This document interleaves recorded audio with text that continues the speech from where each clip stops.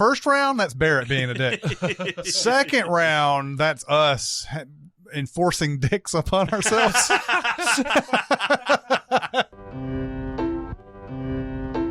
Welcome to SinCast, presented by Cinemasins.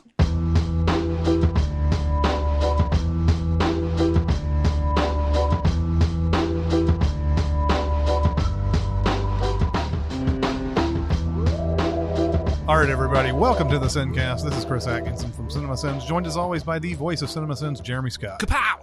Mm-hmm. And from Music Video Sins, Barrett Share. Blammo! Mm-hmm. We are going to go back to our DC versus Marvel March Madness in June and July thing that we're doing. I'm Batman. I am Iron Man. I'm always angry.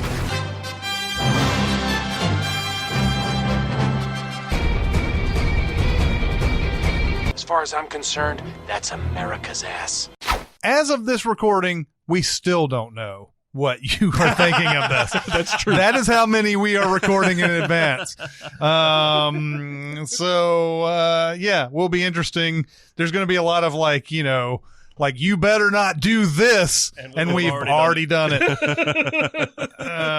We are in the Sweet 16, and we are in the North bracket. It's starting to get a little tighter. Yeah. There's not as much disparity in these things. Yeah. Especially the 1/8s. Exactly. We have the number 1 seed Iron Man versus the 5 seed Logan. I know. This is gonna hurt. It's gonna hurt. That should not. That one crept up on me. Now, granted, I haven't done any show prep, so I don't know what the matchups are until you say them. Yeah, but because you said Iron Man, and I was like, well, somebody's going down, and then you said Logan, and I was like, fuck. Yeah, man, that girl, what's her name, Laura, is just an absolute treasure, and I don't think you could pull that off in any other format. The only other format I've seen it pulled off is Barry, actually. Oh, yeah. There's an episode in Barry where there's a very almost feral girl that reminds me a lot of this girl in Logan. And by the way, her name is Laura in the movie. Laura? Yeah. It's just such a delight. And to see, you almost get like flashes of Wolverine and Rogue. Except a good version, right? I love when she starts talking. He's like, you can talk? Yeah. But she only knows Spanish, right? She doesn't know any English. She speaks some English. Well, yeah, I mean, I think she knows some English words, but I don't know that I recall her speaking in full English sentences. Does Iron Man have any scene or sequence that's as good as the roided up Wolverine Berserker scene?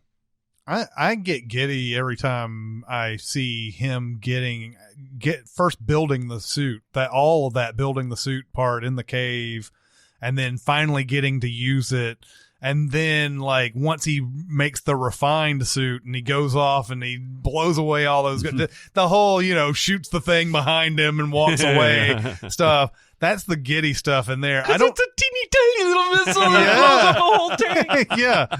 Yeah. There may not be a scene in Iron Man as visceral and as exciting as that. Probably, I guess not. I don't know, but Iron Man its action is so fun that I can't really compare. It really is. Those two. This doesn't really have an impact on how any of us would vote, but it is kind of fascinating that we're pitting the first time Robert Downey Jr. played Tony Stark up against the last time Hugh Jackman ever played Wolverine. Yeah. Because they are two of the best cast comic book movie characters in all of history. Yeah, that's true. And Tom Cruise was almost both of them. Yeah. Because they almost made Iron Man with Tom Cruise, and they almost cast him as Wolverine. Yeah.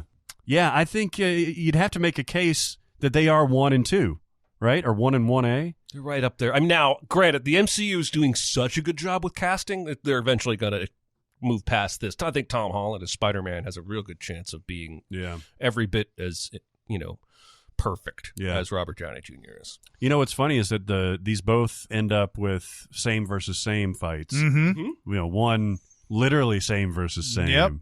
Obadiah Stane. Yeah. Stane. I do love me some Jeff Bridges in this movie, though. He's great. He's fantastic. I think, if there is an argument to be made, because these are so close, I think, in overall quality, but he's a better villain than the villain in I don't know, but, Logan. But what they can get away with in Logan, it's contrary to them using gratuitous nudity. I don't think the violence in this is gratuitous. I think the violence is needed to really sell how spent Logan is at the end of the movie. Mm-hmm. Man, nothing's ever going to make me squirm in my seat like that first same fight at the farm where he stabs dude in the fucking armpit Jesus. with his Wolverine things. Yeah. I'm getting squeamish just thinking about that. Yeah, these movies are pretty freaking even. Yeah. I mean, you can give some points to Iron Man for starting a franchise, but you can also give points to Logan for being like a real film, like we've seen with Dark Knight and stuff like that. I mean, and I know that people wonder what I mean by that real film, but it's lost some of that superhero silliness luster where they actually could tell the story without having superheroes in it, and it would be good. So yeah, I'm having a tough one. I'm having a tough time with this one. Oh man. So you've got the cast of characters we could break down: Patrick Stewart, the little girl good at killing, Nice. Hugh Jackman, and then Caleb Followill. That's the Kings of Leon guy. What? Caleb Followill. Dan Arbrock? I live down the street from him. It's some Brit. What, you talking about the guy who plays Pierce? Boyd Holbrook. Holbrook? Yeah. He's really good. Stephen Marchant is really good as Stephen Merchant is really good as Caliban. And then you've got, is Happy in Iron Man? Happy's in Iron Man, right? Yeah. You got Jon Favreau, Robert Downey Jr., Gwyneth Paltrow, and Jeff Bridges as your mains. And then you got your Terrence Howard, son Terrence Howard. I gotta tell you something, Tony. I really enjoy the suit. So, should we vote? Yeah. We should. I'm going to vote Iron Man. See, nice how I step out of the way. Like in a perfect world, Chris would vote and I wouldn't have to. Or he would vote Iron Man and I could throw Logan a bone. I got to vote Iron Man. Ask me again in 10 years. That's true. Yeah, we've got a lot of time to sit on Iron Man. I've seen Iron Man easily 10, 15 times. Yeah, I haven't too. seen Logan more than 2 or 3 times. I'm pretty sure I would pick Iron Man here. I mean, we've already made the decision, but yeah, I'm the same way about Iron Man. I guess there's just a little bit more history there with that movie than I have with Logan at this point. The fact that it still holds up, even though we've seen it so many times, and even recently, like it still holds up, has got to be a pretty good testament to it. Yeah. I think Logan has just enough like scenes that aren't good, like not whole scenes, but just parts that aren't good, enough to knock it down slightly below this. By the way, it was just an interesting thing I was looking at here. Not that the IMDb ratings mean everything, but 8.1 for Logan and 7.9 for Iron Man. Oh, wow. So that's how close they are. Yeah. Iron Man has like 300,000 more votes too, so that's also that usually knocks your score down as it goes along. But yeah, they're both very, very good. It's hard to pick between them. But we did. We did. I feel like a weight has lifted off my. So Iron Man will go to the Elite 8. What will face off against it? We have the 7 seed Spider-Man Into the Spider-Verse against the 6 seed Road to Perdition. Jeez, Louise. You motherfucker. I know. It's really my fault. You motherfucker.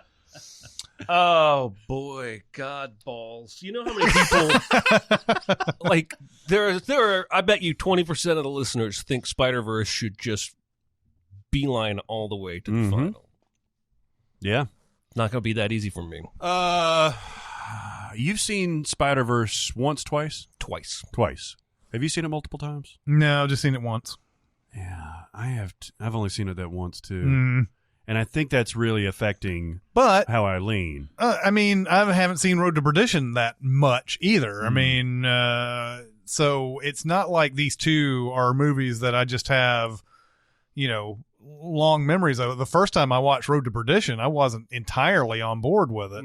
Really? It took years for me to get to that, oh yeah, this movie's just in general excellent. So this is going to be harder for me just from the fact that I don't have a lot of history with either of these movies, technically.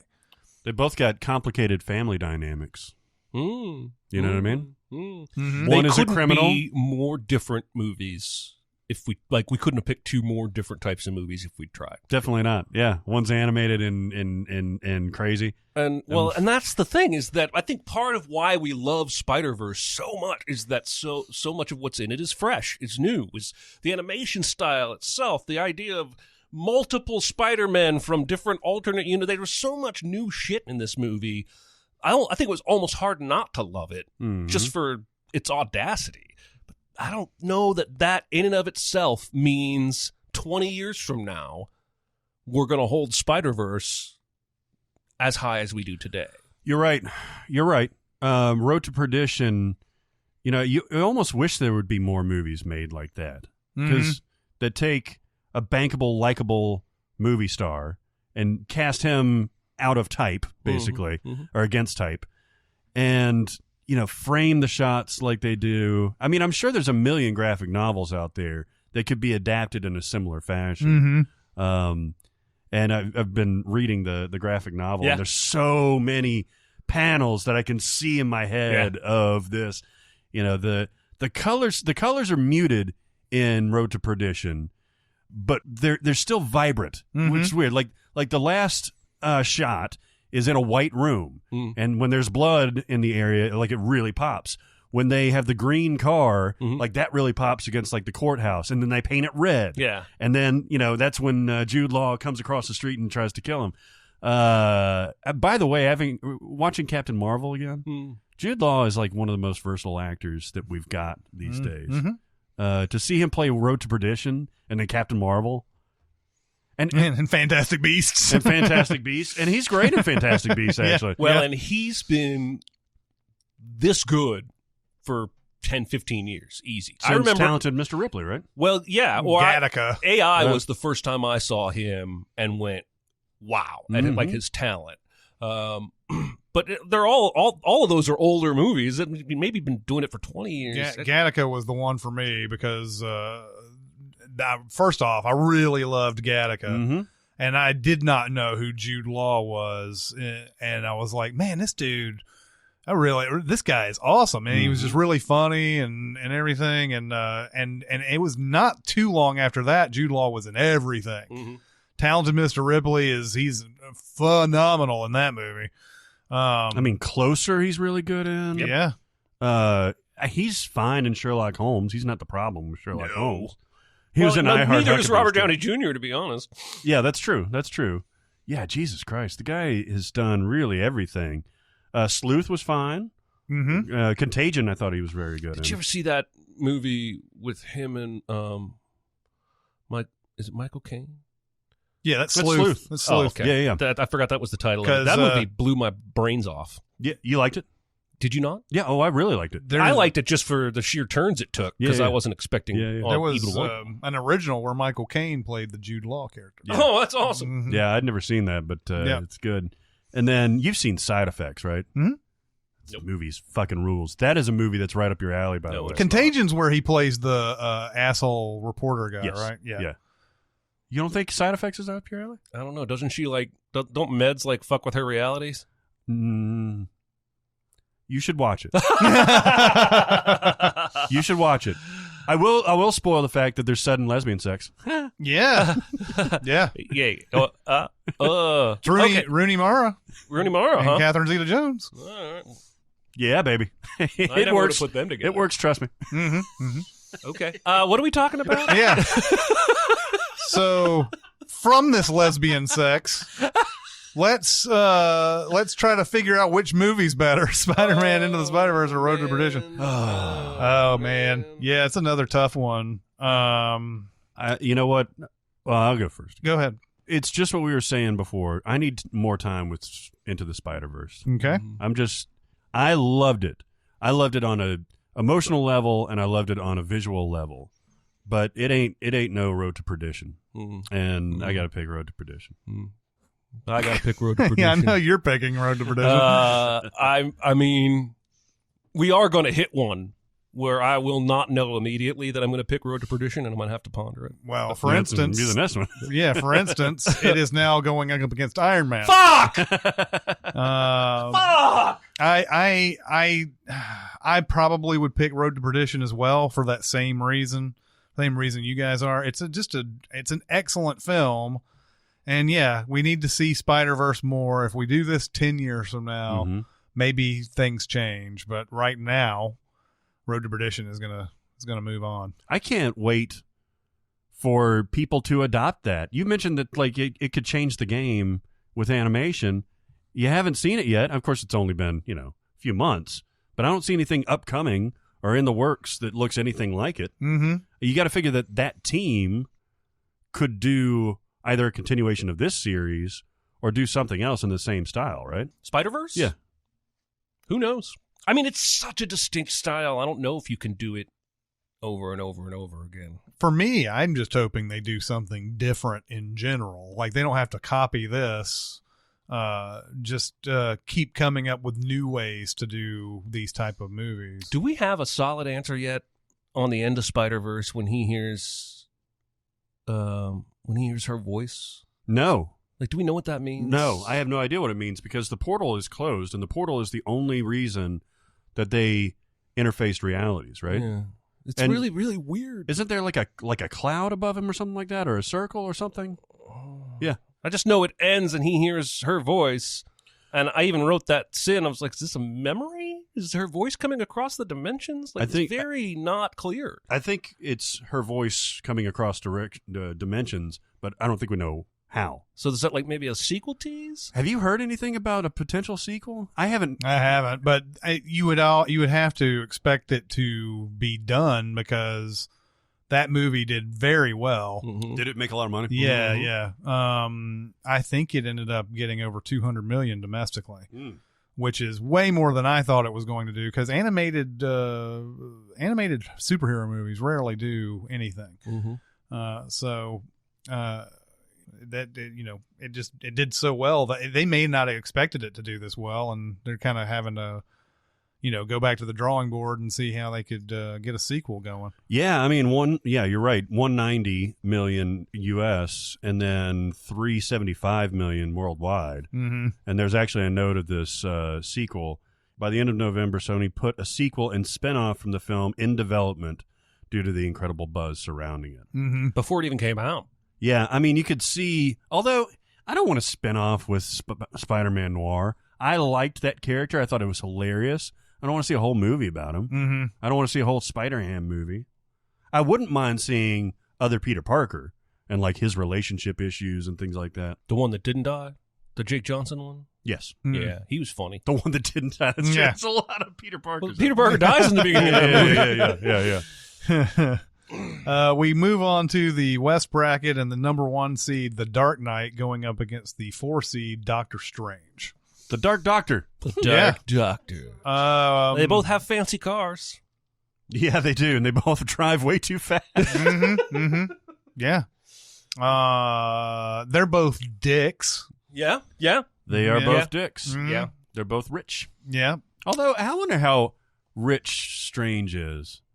Oh, he's got to be rich because he got all those fucking watches. Yeah, and he's got that ridiculous like penthouse thing. Well, yeah, he's like Is it a penthouse? They make him like the best surgeon ever. Yeah. So he's probably got millions. Don't know if it's a penthouse or if it's just a mansion or what. I don't know, but every time they go to him, he's in that same space. It doesn't look like he's got like an upstairs or anything like that.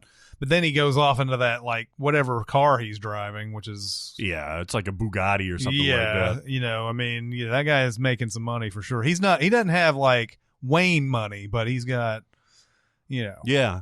I wonder how he's getting money now. As he's Burrito Supreme. Magics it. Yeah. You can magic money? You can fucking magic anything. Is he thieving money? Like how does he get money? He doesn't need money. What does he need money He's for? living in that. He's got to have food. He tells Benedict Wong that he's going out for a tuna sandwich. Yeah, so Well, how's he paying for that? I don't know. he just says to the tuna sandwich vendor, "These are not the dollars you're looking for." Yeah. Yeah. Exactly. That isn't. I mean, you'd think that if you're like some protector of the planet or something, there'd be some sort of cash flow coming in, right? Well, yeah, that's what I'm saying. Like, are they? Is somebody hustling on the side, like trying to set up savings accounts and IRAs and stuff? And you know what? We need to look into their taxes. Well, the reason that I'm asking is that if he uses magic to steal, which he could. That's not a good thing for a super. It's not a good look. Mm-hmm. I don't know. There could be donations from other people, just like that. I mean, rent in New York is expensive, or even like the taxes in New York and like the property taxes. They're in a and rent shit like controlled that. building. Yeah. They got it back in like 1911 when it was like $5. Do they ever say how much they pay a month for the friend's apartment? Oh, no, but I've seen a few different articles over the years that speculate just on the raw square footage of Monica's apartment. But it's rent controlled, right? That's how they explain how they afford it? Yeah, there's actually a whole episode where the super points out that they're living there illegally because they're basically subletting from her dead grandmother or something. Yeah. And it's not technically legal. But it is a rent-controlled building, I think. Yeah. Because the Seinfeld episode with the apartment, it's like $500 because it's rent-controlled. Is that the one where at the very end the three of them go, "What's the rent?" Yeah. The neighbor's a massage therapist. Anyway, sorry I got to do it. Yeah, so The Dark Knight is just, I mean, it's so good. I like looking at the entire bracket. I'm like, what does this go up against? Where I'm like, going to want to go one way or like I'm going to have a really hard decision on it. And because this movie just blows away like so many like just regular movies too, like not just comic books, but it's like up there as far as like. Way better than The Odd Life of Timothy Green. Well, yeah, for sure. What beat it in the other bracket? Was that the Rocky Yes. upset? Yeah. Yes. That was the Rocky upset. There ain't no Rocky in this bracket. Yeah. Speaking of blowing away, did he kill people did Joker kill people in that hospital, or are we led to believe that everybody got out in time? I think everybody got out on time because they show the buses and everything. They got everybody into buses. He's the last one on the bus. No, that's what? Yeah. Joker's the last one on the bus. Oh, that's right. That's right. Yeah. Although that's always been weird to me too. Like Joker just gets on the bus and everybody's like, "Hey, there's a nurse with his face painted." Yeah. Weird. And I guess Two-Face gets out obviously, but we don't see him leave the building. Right? No. Yeah. No. Here's one thing I wanted to say about this movie. Nolan's trilogy was not afraid to kill characters. Yeah. Ra's al Ghul died in the first movie, even though they want to flirt a couple times that maybe he didn't. Mm-hmm. In the second movie, Rachel dies. Mm-hmm. Two-Face dies. Mm-hmm. In the third movie, Matilda, redhead lady, dies. Batman. Redhead lady. Ra's al Ghul's daughter, Talia. Is it the Marion Cotillard? Yes. She dies. Yeah. Redhead. And it took until Avengers Endgame for the MCU to kill it. Yeah, that's true. I'm just saying. Yeah. Anyway. It's got some nuts. Yeah. Nolan's trilogy had nuts from the get. Did you buy Maggie Gyllenhaal all the way as Rachel? Okay. I'm going to give you my complicated opinion about all this. Right. Because what was the reason Katie Holmes didn't come back? Was it a Tom Cruise related thing? I don't know, actually. I feel like this was around the time. She was still married to Tom Cruise at the Yeah, time. and I feel like I remember reading that he had. Anyway, Maggie's a better actress. Yes. I would still rather have continuity.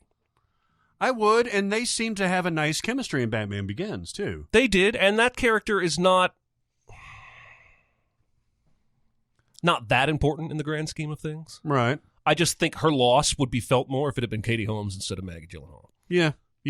I mean, yes, Maggie Gyllenhaal is, you'd say, a better actress. It's strange, too. They're not that different in age either, Maggie Gyllenhaal and Katie Holmes. But Maggie Gyllenhaal always seems to have like a wizened look to her in some way, and it's more believable that she's in a relationship with Aaron Eckhart than it would have been with Katie Holmes doing it. That's true.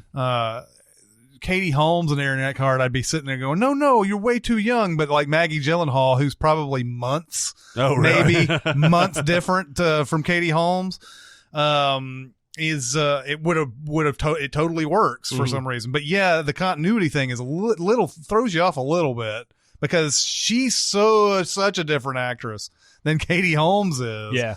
That when Gyllenhaal does all of her like dramatic weight type stuff, I'm like, yeah, Katie Holmes probably wouldn't have been able to pull that off. No, especially when she has that moment of recognition where she knows that Batman went to save Dent instead of her, and she's like, she resets and she's like, okay, and then you just get that brief shot before she blows starts up. Like she has one half a syllable.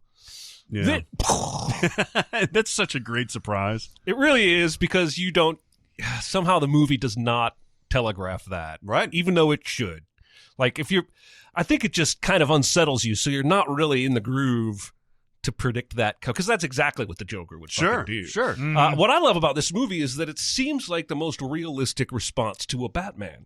That you can't, like every other Batman that's come along, okay, there's Batman, there's a couple of crazy villains, but no one else. And Dark Knight is like, there would be regular fucking citizens out there being Batman. Yeah. And then there would be people just as off their rocker as Batman, putting on their own costumes going out there. Like, there are consequences to this kind of thing. And the movie makes Batman grapple with that shit. Yeah. I love it. I love the Dark Knight. Yeah, I want to have sex with it. Yeah, exactly. The Gotham that's in the other Batman movies just kind of goes along with it. Like, oh, there's a Batman. All right, cool. And there's really... I don't feel like there are the cops kind of want him, I guess, in those movies, but there isn't like real discussion as to whether there should even be a Batman or these heavy talks like, well, you can't be a vigilante and you can't do all there's not really any of that in those Burton Schumacher. Well, there's just a passing mention. We'll talk about the other Batman in a second, but there's just a couple of passing mentions from the press and from the Billy D. Mm-hmm. Yeah. The Billy D. I just looked it up. Gyllenhaal is actually a full year older than Katie Holmes, but they're still very close in age. Did you say 1 year? It's 1 year, 1 month actually. Okay. Maggie Gyllenhaal was November of 1977, and Katie Holmes December of 1978. I'm older than both of them. Yeah. Wait, that's not. I'm not happy. They're both older than me. Thanks for that. And Doctor Strange is fun and everything, but it's. I don't know, man. I don't see myself voting for it over The Dark Knight, but Doctor Strange has a little bit of everything. It's got Benedict doing I will say his this. thing. His character is way more interesting than Bruce Wayne. I agree with that. Yeah. Way more fun to watch. He is. And especially when he gets to Kathmandu, Kashmir, whatever the fuck is the place that the Ancient One is. Mm-hmm. Kathmandu. Mm-hmm. Because like you see how smart he is, but he can't get over the hand thing, right? Mm-hmm. So he's trying to find different ways, and he's doing things.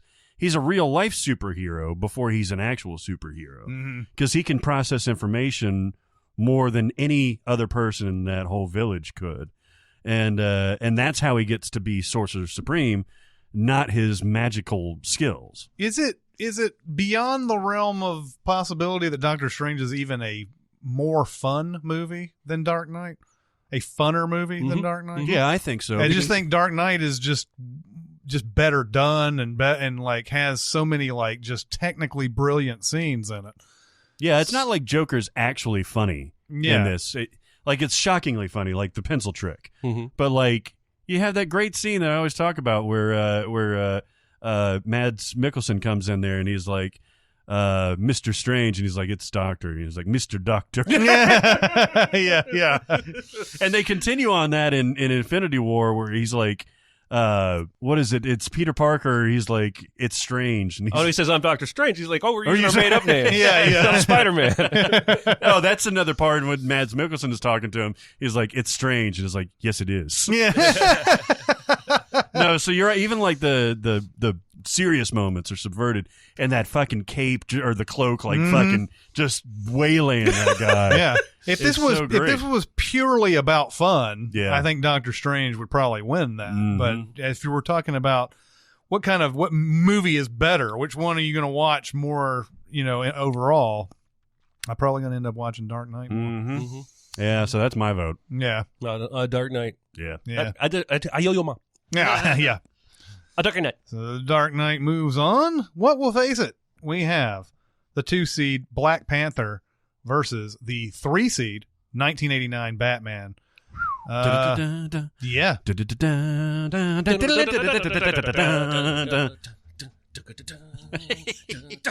Yeah. Yeah, that's a good rendition. I felt like I was in Batman just for a second. Yeah, it's a tough one, right? You talk about history with a movie, Batman. Yeah. I've thought about that movie a lot since we talked about it the first time. Mm-hmm. And the more I think about it, the more I love it. Yeah. So you've really got like Michael Keaton and Jack Nicholson at almost their primes, Mm-hmm. where they just let Jack go and just do whatever he wants to with the character, because he goes nuts. Mm-hmm. And you could totally see Jack Nicholson doing some of this shit, except for the killing. Yeah. And Jack Palance is in this movie. Jack, you are my number one guy. Yeah, and you get the model with it. I've never understood that. Joker's got the model girlfriend Mm-hmm. that he puts a mask on her. Mm-hmm.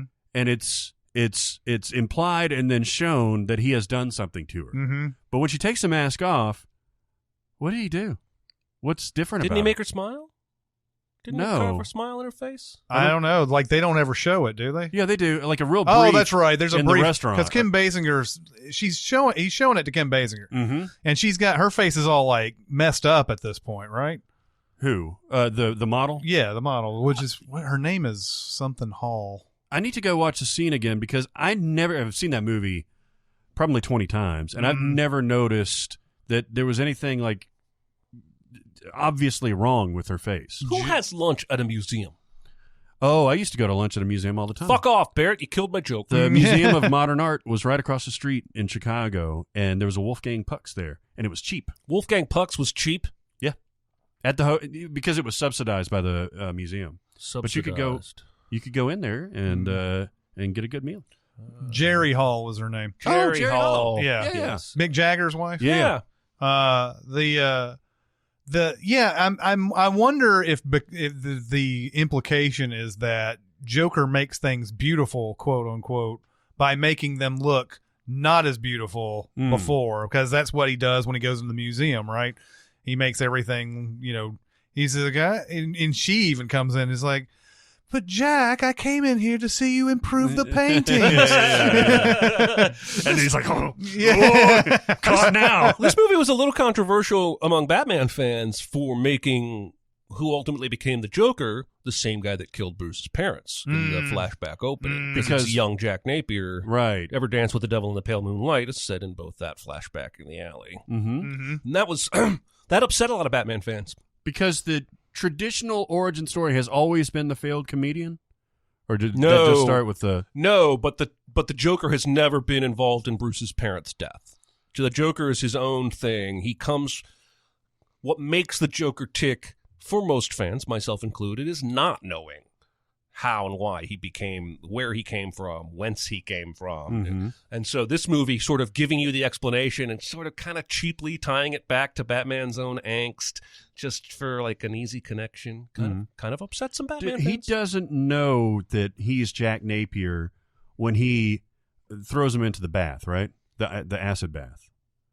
It's completely accidental, right? Yeah, I think he's just he tries trying to to stop some kind of robbery or whatever. Yeah, I don't at think he the knows chemical who's who. plant. Yeah.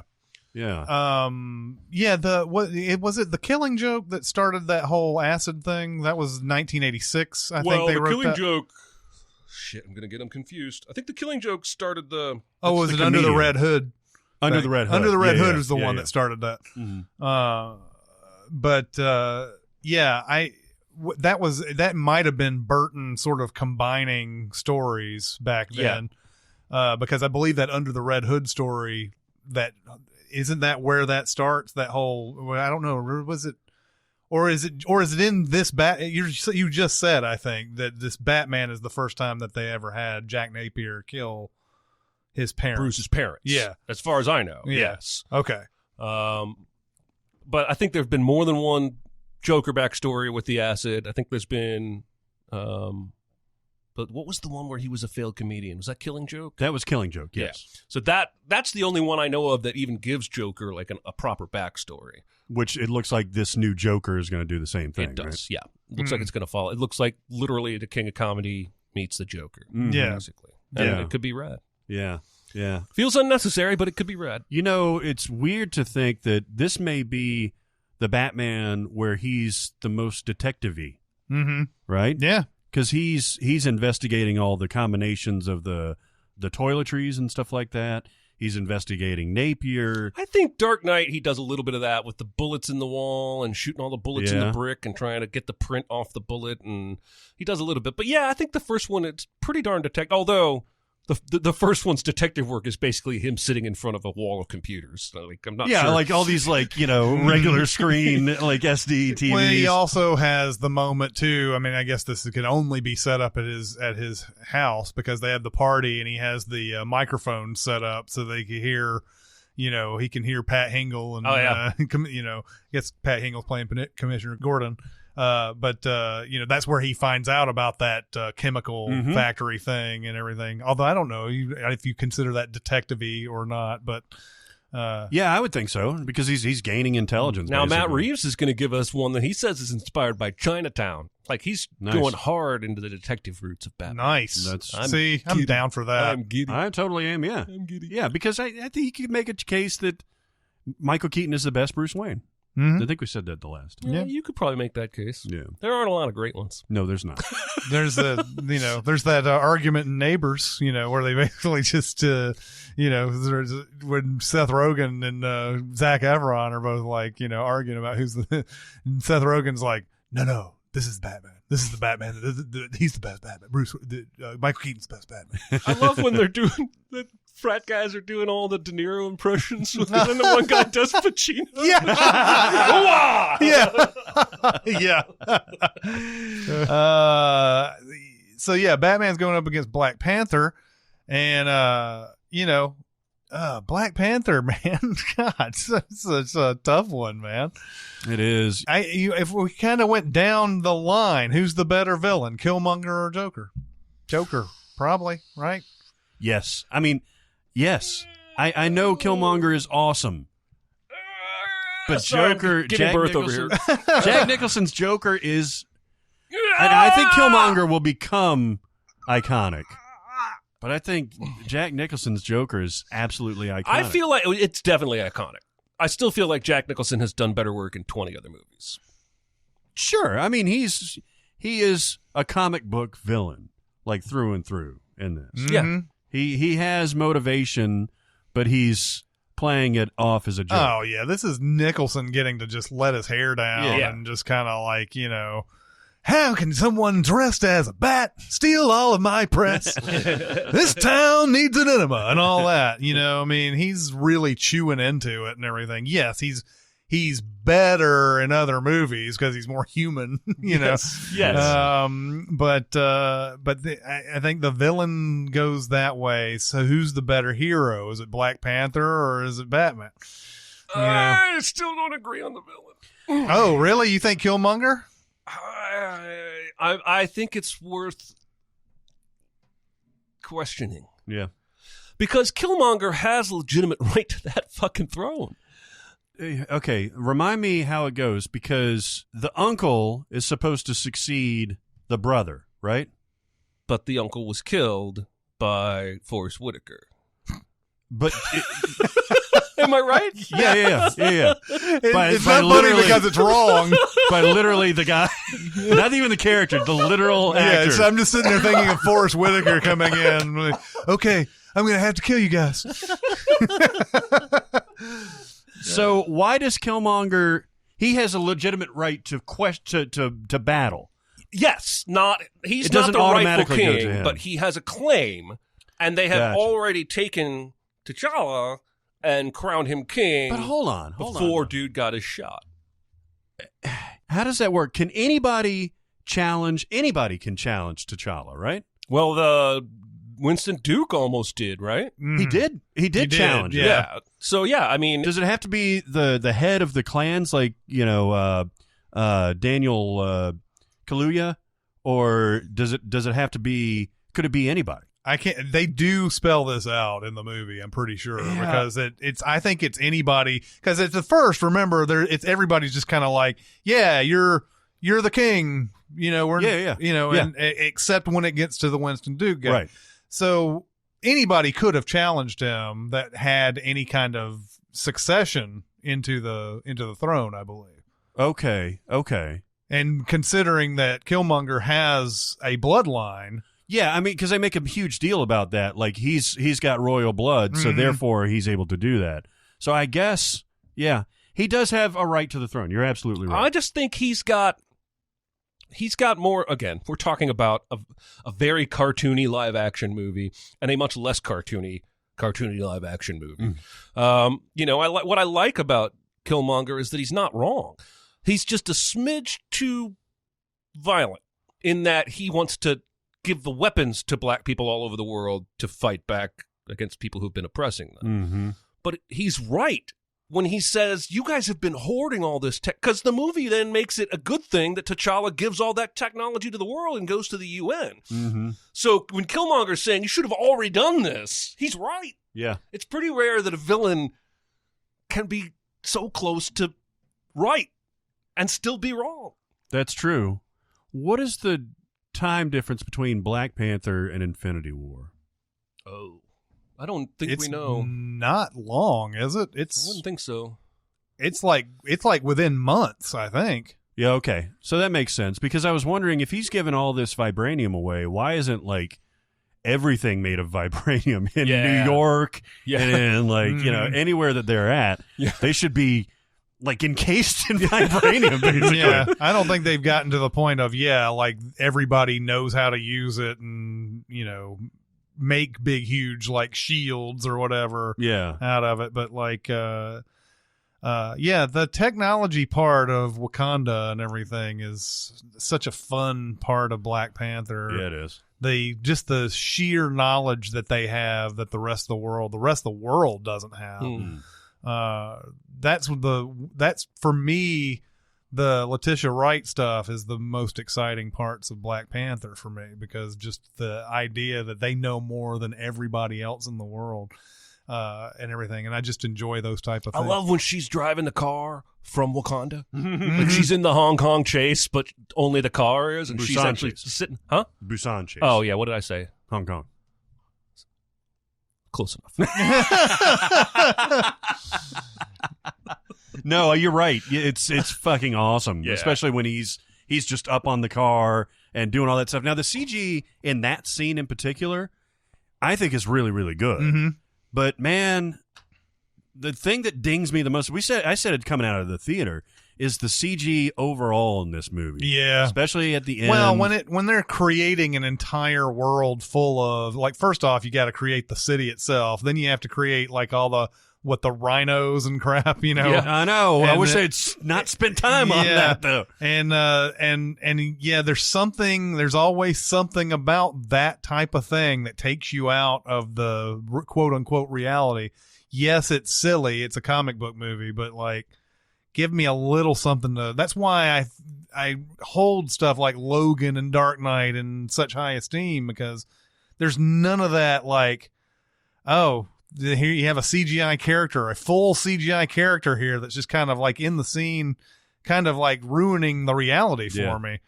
It detracts from those big fights too on the cliff. Yes, and the waterfall, because you're like, wow, this is a really intense scene, and then you look up, it's a bunch of Titanic characters. Almost everybody, that's the problem, right? Every time I see big, huge CGI crowds, I don't know what they're doing to try to make those natural, but they're not doing the right thing. Yeah, like the movements are just too, like, maybe mechanical, or there's too much movement. Yeah, there's too much movement. Maybe like there's like, okay, since we took the time to draw these individual characters, they all have to be doing something. You should have some that are just like, holding their arms together and like, and if somebody does a motion, it's like one motion, not like moving both their hands up and down in this like, yeah, so there's something off. I don't know what it is, but yeah, there's something off about all that. Yeah. But really, that's the only ding that you can have, Yeah. Chadwick Boseman, it is Chadwick Boseman, right? Boseman? He is fantastic in this. Michael B. Jordan is like next level fantastic in this. Letitia Wright is fantastic. Danae Garrard. Yeah. Not even. I always fuck it up, so I'm just going to give up midway through it. Yeah. And fucking Lupita Nyong'o is even fantastic. But they really don't explore any more of that romance, do they? Maybe they will in Black Panther it's 2. one of, in fact, that and then like Angela Bassett even gets a little bit more because she's there at the end when they go up to Winston Duke and try and find the revive, whatever, do the thingy. But yeah, it kind of feels tacked on, that little romance storyline. Doesn't need to be there, I don't think. Yeah. I mean, it is nice comic relief where they're like, did you freeze? Yeah. Like, Yeah. You could take, I don't know, man. All right, we ready to vote? I Think so. I am going to say, just nostalgia purposes alone and how it makes me feel and what I would put on if you gave me both of these Blu-rays, I would do Batman almost every time. Okay. Not every time if it was the same choice because I would get sick of it. Here's what this bracket is teaching me more than anything. The Burton Batman movies have fallen out of favor for me. I get that sense from you. Because I'm don't sitting loop them here, together, though. If I'm not looking for negatives. Of course, when you pit two movies against each other, you kind of have to. And I'm sitting here thinking, the Batman, it's kind of campy. Not as much as the Adam West stuff, though. No, but I don't think that stuff's very good. No, it's more fun than good, yeah. It's more fun for nostalgia purposes than fun because it's any good. Yeah. Black Panther. God. God damn. Putting Chris on the Oh man. Before I make a decision here, it would be kind of fun to pit the Dark Knight versus Batman. Yeah, it would. It's a battle for Batman supremacy. Yeah, man. God. I have so much history with that Batman movie. Yep. So much of it. And Black Panther is what, 2 years old now? Mirror. I mean I agree that that first Batman has lost a little bit of luster over the years. I'm gonna go Black Panther. Wow. I think Black Panther is a more important comic book movie than Batman is. Although Batman, we've talked about it before. The 1989 Batman is probably the reason, although it took a long time for studios to start taking comic books seriously. Mm-hmm. And it was the first time that it seemed like there was a darkness there, and it is kind of silly, especially, Jack Nicholson and all that. But I've seen Batman way more than I've seen Black Panther. Mm-hmm. But I think Black Panther's a better movie, mainly because of the inclusionary factors. Yeah. I agree. I don't like the CGI that much in this and everything, and that's a big, huge, glaring weakness on that movie. But yeah, I'm gonna go Black Panther. Yep. Well, there's not a bad choice in between the two. No, but we are gonna now have Black Panther versus the Dark Knight. Yes, we are. That is. Well, you guys have fun with that one. That's some shit. You guys have fun with that one. I'll be on vacation when that happens. All right, guys, it's time to talk about a service called BetterHelp. Yes, BetterHelp. It's good stuff. Yeah, I gotta go a little bit back in my background. I know I've talked about it before, but I worked in psychiatry for a while, and I worked in research. And one of the things that we did in research was to gauge the effectiveness of online therapy, teletherapy, virtual counseling, whatever you want to call it. And in doing that, we read a lot of literature to get the background on it. And the long and short of it is that it works. It works really, really well. It particularly works in rural areas where you don't have a lot of access to just general therapeutic services. Yeah. So what BetterHelp is, is an online therapy service that you can connect with via your computer, via text message, email, stuff like that, via their portal. So I'm taking this journey. I've never been in therapy before. I've always had an interest in it because there's some things that I could work on. And so, like, I took the plunge. I was like, I'm going to sign up for this thing. And so I'm basically going to take you through my journey on this series of ads and tell you just honestly, as honest as I can, to tell you what my journey is. So basically all you do is you sign up, quick registration. You do a very quick questionnaire that asks you general questions. Then you have a few more questions about what are your goals? What do you want to work on? Like, what's bothering you these days? And then they set you up they have like a match thing. They ask where you are, what your background is, how old you are, that kind of thing. And they set you up with a tailored therapist, basically, like that's in the specialty that you want to work on. A lot of times in your same state. The one that I got was in my same state. And that just kind of matches your needs. I've never seen anything like this. Even the stuff that we had worked on and researched before, I'd never seen anything this sophisticated. And I'm set up for my first appointment, and I'll let you guys know how that goes. It's a little daunting to me because I've never been on this side of it, but I'm looking forward to it. Yeah, well, and you've been on the other side of it enough to know that it's effective. Yes. And we have talked a lot about mental health on this podcast, on videos, on Twitter. It's probably the biggest cause that we have championed with the platform that we have been given. I'm in therapy. I've been in therapy for almost 4 years now. I certainly was in therapy a few times prior to that in life. And it's working. It's like I've had people close to me, even you a couple days ago said, I can tell you're less anxious than you were a couple years ago. It's not, here's what therapy is not. It's not a magic cure. It's not a one-time fix. And you have to be willing to be the engine for therapy. You can't just sign up for therapy and expect, well, this person's just going to grab me by the brain and lead me to a better place. Right. You need to be a part of that journey. But I am so pumped about this service. When we first got this opportunity, Barrett's been diving into it and learning everything we can about BetterHelp, and it looks like a great service. I can't wait to hear what you think about it going through. I can't wait to do it. I got to tell you, like, even the first message that I got, it's an email. It's not, but I get anxiety when I get emails that I have to respond very quickly. And so, but let's do it. And could not be warmer. Like, here's my background. My therapist's name is Ann. Here's my background. Here's what I think we could work on.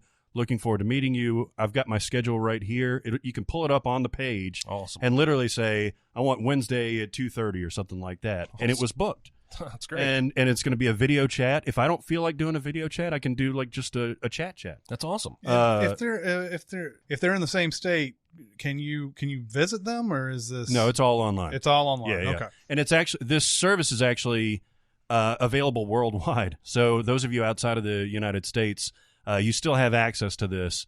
I'm going to keep you guys updated as long as you want to hear about it.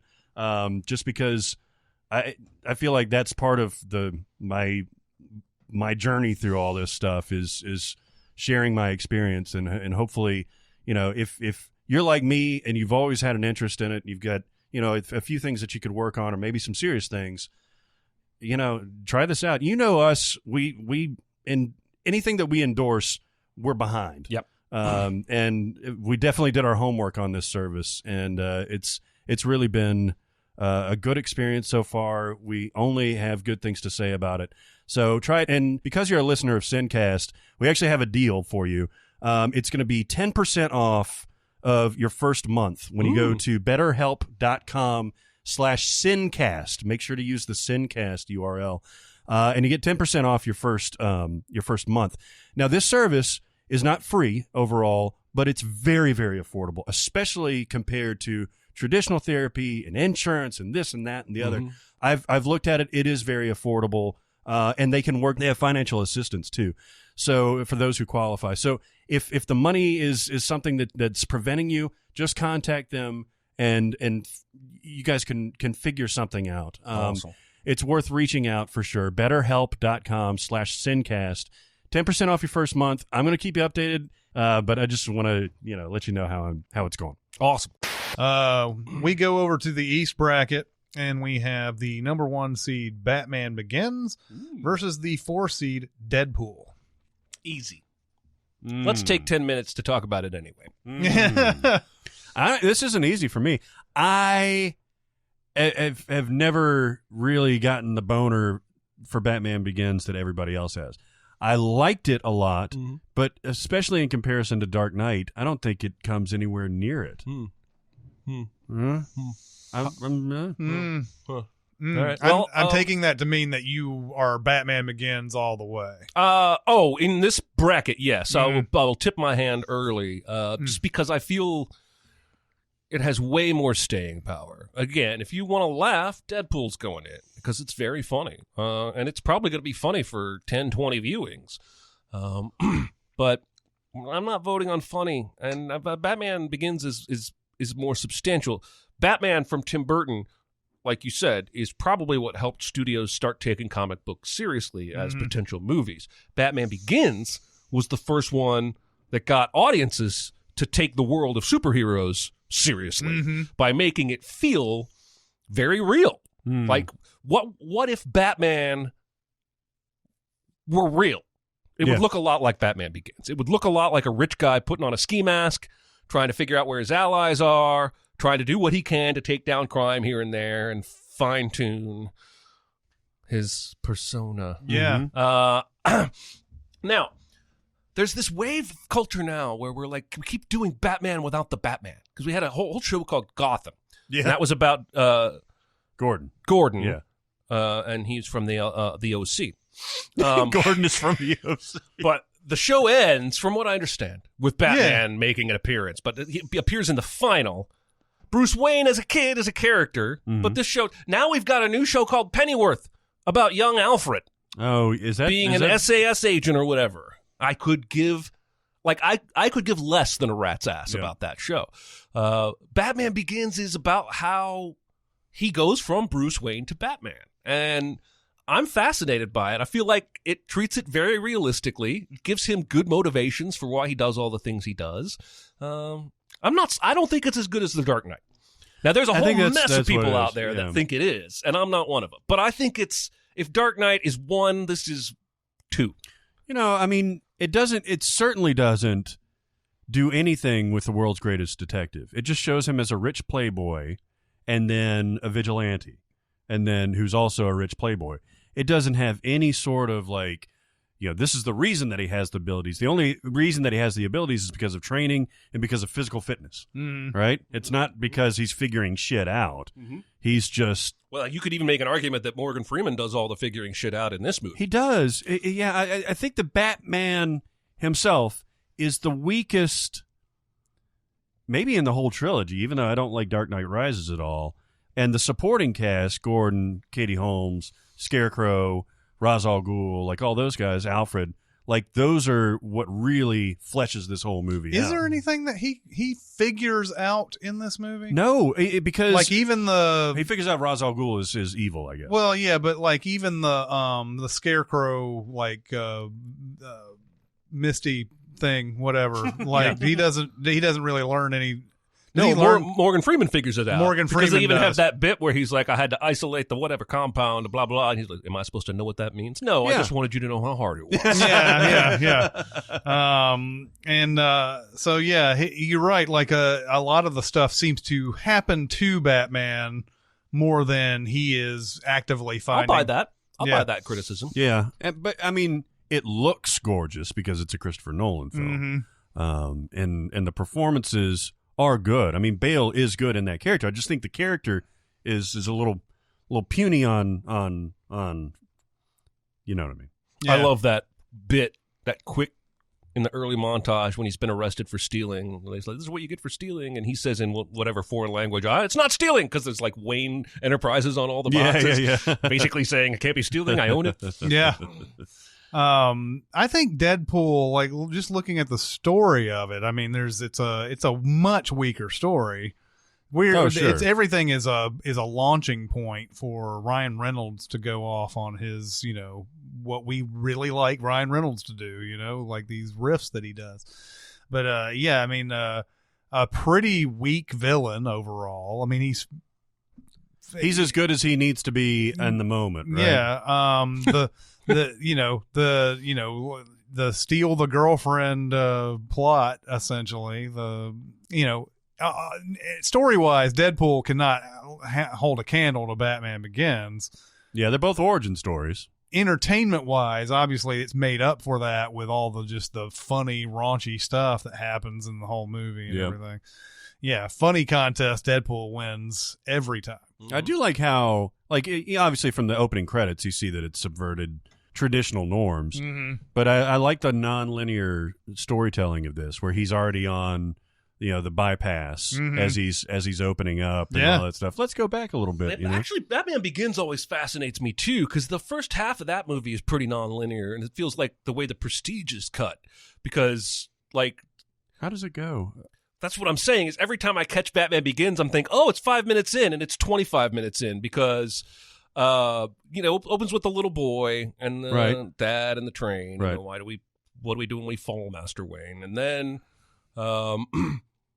he's gone. He disappears, comes back for the trial, is going to shoot the guy, disappears after that, starts robbing, ends up at Ra's al Ghul, but it's all chunked out of order. He's already, he gets on the plane with Alfred and starts talking about, I need a persona, and it'll cut back to Ra's al Ghul. Yeah. It's all out of sequence until he gets back to Gotham and officially starts the Batman persona. I'm fascinated by Nolan's brain that he can do that. Every fucking time I watch The Prestige, I get lost. I think I'm somewhere in the movie and I'm actually in a different place in the movie. Well, it's the same thing with Dunkirk too, where there's the 3 months and the 3 days and then the 3 hours or whatever it is. And Deadpool is also his character, he's a indestructible, he can't die or anything. Everything that he does is, there's no real danger in anything that he does. Well, it keeps ramping up though. He got his arm cut off or whatever it is, and all that stuff. Oh no, he broke his legs and his arms and all that stuff. And you're like, holy shit! And then all of a sudden you see him heal later on. But it's funny though. The comedy of Deadpool is always going to make you want to choose it. So if you had Batman Begins and Deadpool in front of you, I would watch Deadpool, honestly. Yeah. But I think if I put them on simultaneous TVs, I would probably find myself gravitating towards Batman Begins because it's just so well done. Yeah. I'm glad I talked this out on why I hold this in lesser regard than a lot of people. It's because of the Batman character. Yeah, no, I get that. I respect that. I still think it's better than Deadpool. I think it's better than Deadpool too. Yeah, so I think Batman Begins is moving on. I will also pick it. So what will go up against Batman Begins? It's a matchup of the 2-seed Spider-Man Homecoming versus the 3-seed V for Vendetta. You dick. You dick. You picked it. Like two of my happy places. I have to say we're all dicks at this point because the first round, that's Barrett being a dick. Second round, that's us enforcing dicks upon ourselves.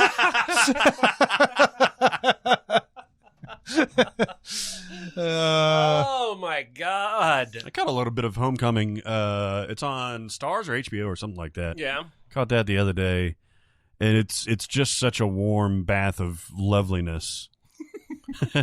And we were talking about villains. Strangely enough, in the Batman versus Black Panther, this is one of the best villains played by Michael Keaton in the history of comic book movies. I mean, yes, and I'm glad he doesn't die at the end. Well, yeah, he'll be back, I think. And I'm not a super fan of the trigger for the reveal. But once the reveal, it's just super goddamn convenient that the girl he's asked to Homecoming happens to be the daughter of this guy he's been battling. Yeah. You know what? It's super convenient. It is, but it's also a nice play on racial expectations. Well, that's because we see that she's got an African American mom, and you're like, well, there's no way. Mm-hmm. Oh, yes, there is. Yeah. What the fuck is wrong with you? Yeah, and it's still, and I feel like they shielded themselves from too much criticism on the convenience because of that. Yeah. Mm-hmm. But as soon as it's revealed, that next 10 minutes may be some of the best 10 minutes I've ever seen. Yeah. Including the stuff in the house, too. Because that's tense as shit, too. Well, yeah, because you don't know at first whether or not Keaton has figured it out. And because Peter doesn't. Or at least maybe you're just on edge because Peter doesn't know what this guy knows. And then there's that moment in the car when he figures it out and there's just those two super quiet Mm-hmm. and I'm like, oh, and everything changes. The mood changes. Casual, gun waving in front of a school. I'll overlook that. Mm-hmm. I even like their next encounter at the warehouse where he's just stalling for time for the wings to get there, and Peter doesn't realize it, and they're yelling at each other. And he's fantastic. One of the best MCU villains, period. They really knocked it out of the park that year because we had Black Panther and Homecoming in the same year. Yep. I think we've talked about the weaknesses of Spider-Man: Homecoming. Obviously, the action scenes, everything around the action scenes is some of the best stuff you'll see. Everything involving the action scenes, some of the worst stuff that you're going to see. Mm-hmm. Yeah, well, when they're battling, like when I actually love the Vulture's effects. Mm-hmm. It looks slightly practical, right? Mm-hmm. Like it looks like the wings are moving the way that a regular set of wings would move. And so, like when they do the semi-truck heist, where he's flying over and everything, and he's got the magical Who's a watch, and he drops in, like that seems like it's really well done. Mm-hmm. And I don't know why they didn't take that technique and apply it to the other things, especially the end. Yeah, I just think it's really hard. It is. Once you've written yourself into a midair at night. Cloaked airplane battle. I think it's very hard to make it look good. And again, there are moments that work. I think when he first encounters Donald Glover and Logan Marshall Green doing that exchange the night of the party at Liz's house, I think that scene is fine when he's like, you want to shoot somebody? Shoot me. Mm-hmm. And he ends up being dragged along by the thing and then running through the neighborhood. But that plane scene is just... It's bad, so bad. And I mean, comparing the two, V for Vendetta, I mean, I guess it doesn't have very many action scenes in it overall. It's more a film, a film. What are the action scenes? There's the end, obviously, with the bullets and the slicing. And there's isn't there an alleyway scene where he shows up? Oh, that's when he first starts showing off his badass attitude. And there's not a lot of. I guess you could kind of call it. No, they're not really action scenes. They're more his assassination moments. Aren't even really action scenes. He sneaks in and kills the TV host in the shower, and then there's the priest where Natalie Portman dresses up like some ungodly thing. Yeah. And he goes, "Oh, you're playing a game." That guy's a creep. Yes, he is. And then he's got the lady, the coroner. Yep. I already killed you while you were sleeping. Yeah. I fucking love this movie, but not a lot of action. Yeah. Not a lot of action. A lot more social commentary and drama. Yeah. And so these two are very, very different in that way. Man, the action scenes in Spider-Man: Homecoming nearly I'm almost like, God damn, it nearly disqualifies it in my head sometimes. It's hard because, and again, I always say it's Tom Holland. It may be other factors. It may be a combination of Ned and the director. I don't know, but I overlook those. It's probably my favorite MCU movie to date. And it's just that those moments that work so goddamn well. That opening montage before he's a hero of him Spider-Manning, where he tries to return a stolen bike but can't find the owner, and he helps the old lady find directions, and he stops the guy from breaking into his own car. Yeah. That's just fucking perfect. I don't really watch the plane scene. I just kind of look away. Well, that's the thing. True. Right? I do the same thing. It's what I was sort of getting around to is that these action scenes, I never think of those when I'm watching this movie. or thinking about this movie. And I think Spider-Man Homecoming is the more fun, the more watchable movie of these two, and that's the one I'm picking. I can't wait for the next one for many levels, but I can't wait to see how they play up the Aunt May knows he's Spider-Man now. Oh, yeah. What the fuck? But you're absolutely right. I think it would be super awesome to have a small group of people that know, because it's not like MJ is going to tell anybody. It's not like Aunt May is going to tell anybody. They had to corral Ned from telling anybody. Yeah. And you could see probably even Flash, keeping the secret because he's so enamored with Spider-Man. He loves Spider-Man as much as he hates Peter Parker. So, yeah, I mean, I could see that happening, and I could see that being really awesome. Yeah. Yeah, I do like V for Vendetta a lot, but I'm with you on Spider-Man Homecoming, man. Mm-hmm. I cannot turn it off when it's on. It's so good. That's my pick, man. I do want to give a shout-out to V for Vendetta for being eerily still timely. Mm-hmm. Both in terms of the religiously twinged authoritarian government, but also there's that whole thing in the middle when he's trying to get Evie to understand how he understands. The only way his dumbass knows to do it is to torture her for like 3 weeks. But he feeds her the letters that he got fed from the next door prisoner, and so she can experience the story of this girl who's a lesbian. Yeah. And society is, well, they're locking them all up. They're taking them all to these kind of places where V was held. I think the movie, if you go back to it today, it is a lot more timely than it probably was even when that shit came out. Absolutely. Yeah. What was this, 2005? 2005. Yeah. But I'm going to vote Homecoming. Well, that's the struggle that I have during this whole thing is that I think you can make an argument that V for Vendetta is the better made film, the better story than Spider-Man Homecoming. Yeah. But you have to go through a whole bunch of what's more enjoyable, what's more this, what's more that. I mean, you can't really lose on these two. And I'm sure that I've gone back and forth between what's more enjoyable and what's better, and those hard decisions, you just kind of close your eyes and just let it go. But that's the thing for me. I think you can argue V for Vendetta is technically a better movie than Spider-Man Homecoming. But then the test of which one do you watch, and then, it's, there is plenty enough bad in bad, quote unquote, in V for Vendetta too, it's not as loud as the Spider-Man Homecoming this negatives. Dude, Stephen Ray is investigating this for a year and figures it out 32 minutes before it's all going to happen. It has problems, but I really love it. But yeah, Homecoming is going to get my vote. You're evil. Yeah. Also, Toad in the Hole, Egg in the Basket, delicious. That's where you cut a hole in the center of your piece of toast, put it in the frying pan, crack an egg in there. I wrote a Toad in the Hole sin for something. I can't remember what it was. But something about best toad in the hole east of the Mississippi or something like that. I'll have to look it up, but I remember writing that in. It's in the video. Batman Begins will now go up against Spider-Man Homecoming. Wow. Wow. Oh, we might have our first upset. Wow.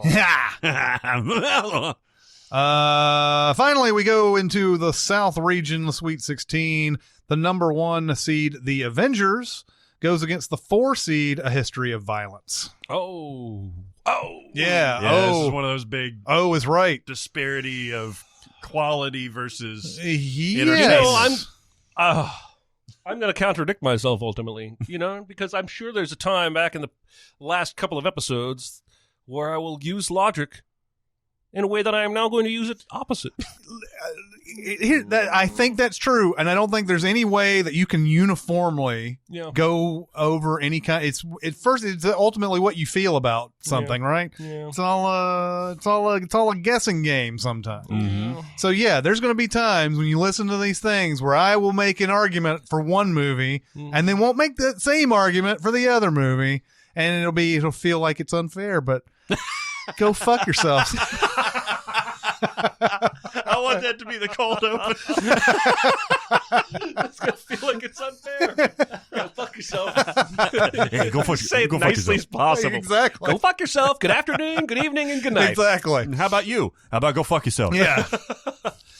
Oh, man. So, what is Yeah, it? The Avengers versus A History of Violence. Christ. A History of Violence is awesome. It is. It's violent. It's dramatic. There are secrets. Mm-hmm. Or are there? Yes. There Maybe. there are vaginas. There's There are vaginas. There's no vaginas in the not Avengers. not visible. Yeah. No. Oh, there. Oh, yeah. Okay. I forgot. By the way, Visible Vagina was the name of my band in college. Yeah, there was a point where you have to like go frame by frame on that shit. You got a basic instinct that shit. Yeah, exactly. You sit there and you're like, oh yeah, holy shit. They totally didn't see that. Oh man, God, Moses, Jesus. Yeah. Mm-hmm. Well, we've talked about how you guys like the end of Avengers a lot better than the beginning. Mm-hmm. I'm almost the opposite, although I like both of them. I think I like the front end of it even better. Mm-hmm. But the sheer scale of this, like when I first heard about this, getting everybody teamed up, I was like, fuck, it's going to be like Spider-Man 3 because it's going to be too many characters. Mm-hmm. You can't get everybody in there. The only franchise that's done it to a certain degree is X-Men. Mm-hmm. They're able, but even then you've marginalized some characters.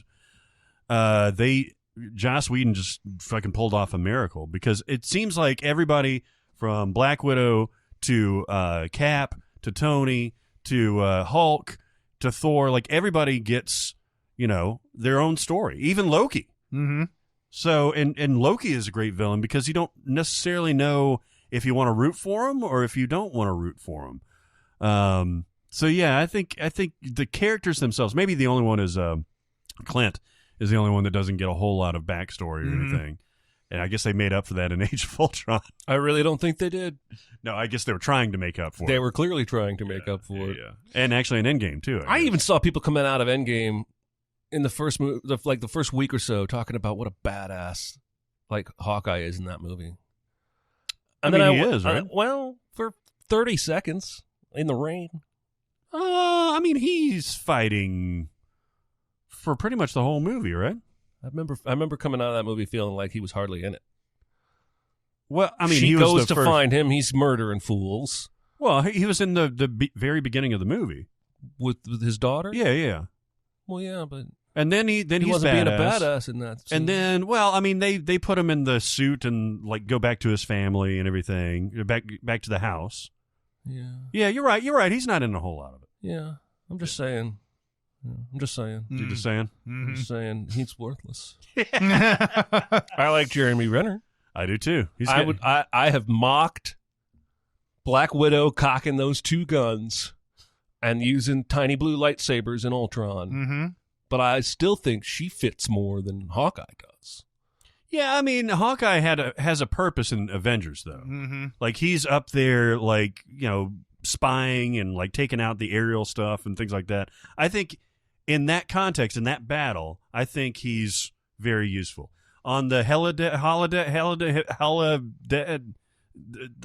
thing. Isn't he still like brainwashed on that scene though? Like he's like in the medical ward or something. Well, yeah. I do love that there's a whole scene where Iron Man has to fix a broken down vehicle, basically. Yeah. It's like a superhero action scene where he's fixing a flying car. Yeah. Basically. And he's got to have Cap help him out with it too. Yeah. And Cap can't, it takes superhuman strength to get to where he needs to go, but it's not like completely outside the realm of possibility that can make that jump.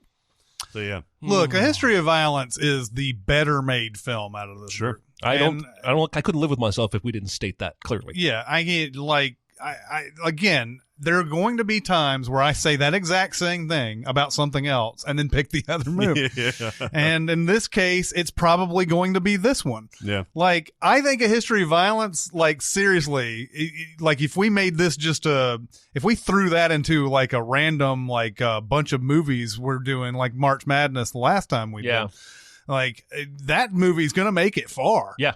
I think The Avengers is a more exciting movie. It's more along the lines of what we're going for here. And I know that Road to Perdition still has a good chance of getting very far and everything. And it's the same kind of movie. But The Avengers is a more exciting movie, and I think there's a lot of issues with The Avengers. Like, it's way more issues than History of Violence has. Yeah. History of Violence is an hour and a half of nearly perfection. Yeah, it is. It's so concise. It's so beautifully paced to where the reveal happens about almost halfway through the movie, right? Yes. You're like almost exactly halfway, and it'll knock you for a loop. Mm-hmm. Yeah. Twist, I should say. They tried to nuke New York City in Avengers. Last time I watched that movie, I had completely forgotten about that plot detail. They fire a nuclear missile at New York. Okay, look, though. You've got this alien horde invading your biggest city in the world. You want to mitigate that, right? Well, especially if you can kill 8 million citizens while you're doing it. Yeah, you might as well. Just saying. I forgot all about that.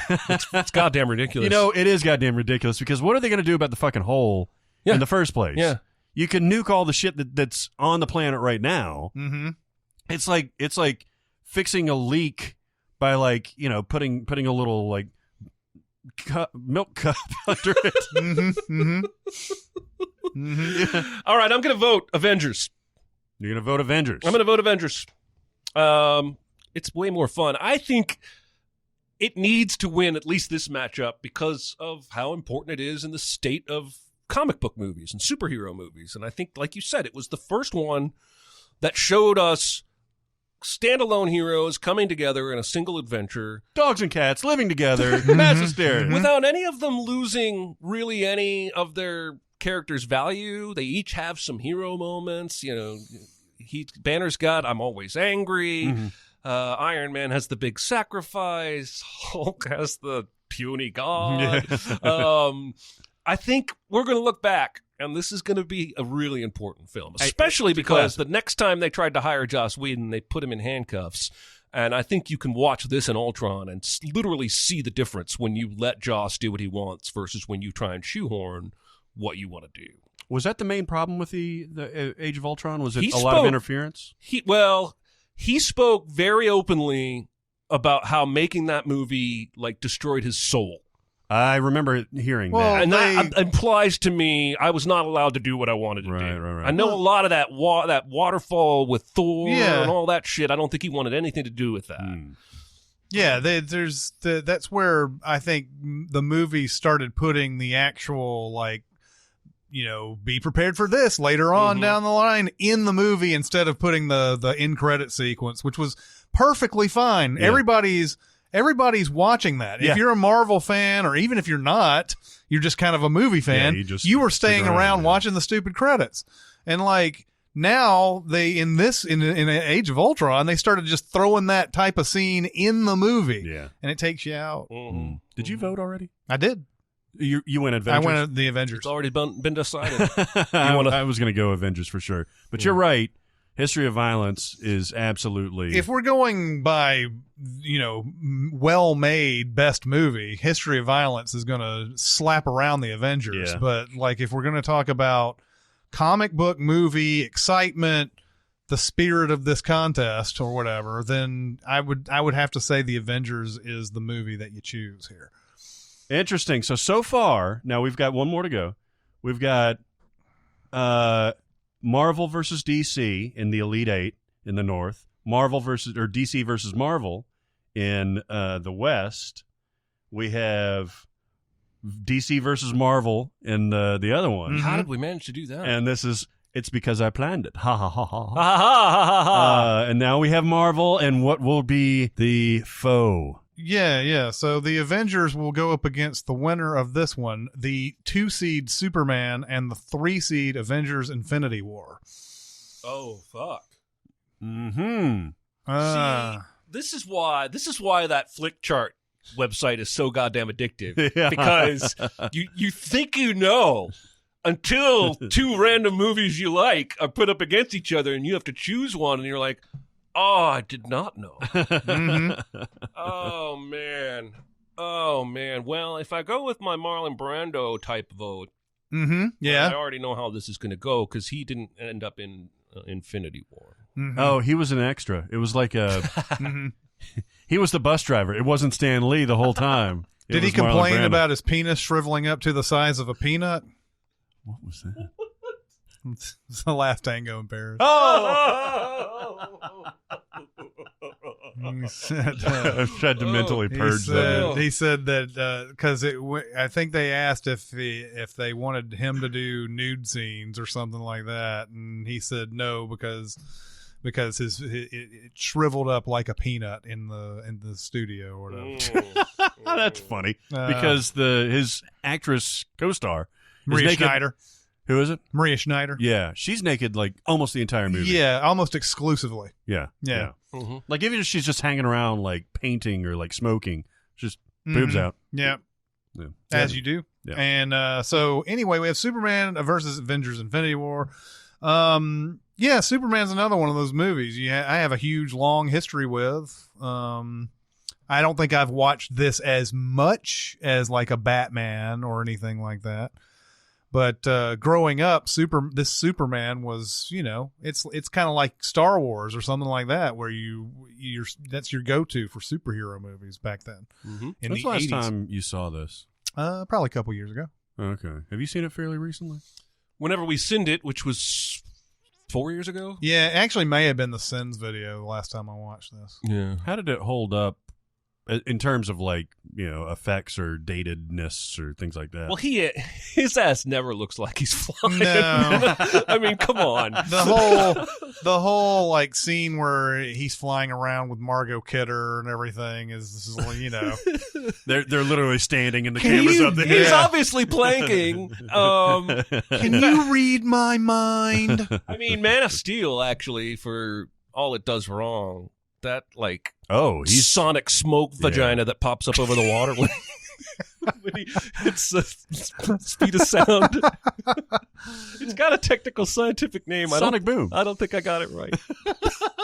There's a name for the cloud visual. vaginas or smoke Oh no, vagina. that's canon in DC. The smoke vagina. There's a name for the visual effect I when see. planes do that. Yeah. But yeah, Superman doesn't really ever look like he's flying. But Hey, how does Lois die at the end? She's like in a car in an earthquake. It's a prison shiv. Yeah, no, it's the earthquake because that's what it's the earthquake at the Hoover Dam. Or Yeah. Her car falls into the little fissure, and that whole thing where you're not supposed to go beyond the rules or whatever. He thinks about it and says, "Fuck that noise," and goes in reverse around the earth. Mm-hmm, mm-hmm. Do you ever think that the MCU, like Kevin Feige, longs for the days of Superman where people just kind of like brush off the fact that he flew around the earth a bunch to reverse time? Oh, because I see what you're everybody's saying. nitpicking every single detail of every single movie that you do. Well, And in Superman's time, they were like, "Oh yeah, that's charming." I don't know if that's true though. movies are not made in a vacuum. Movies are made in like all these time travel movies came between Superman and Endgame, right? Like Superman didn't exactly have the same base to work with, so you can't excuse Endgame loosey-goosey with the time travel just because Superman loosey-goosey with the time travel, because there's 40 years of movies in between where people haven't loosey-goosey. There must have been a time travel movie or a movie with time travel in it before the Superman time traveler. I'm not saying I'm not saying Superman was made in a vacuum. I'm just saying Superman was made in the 70s, man.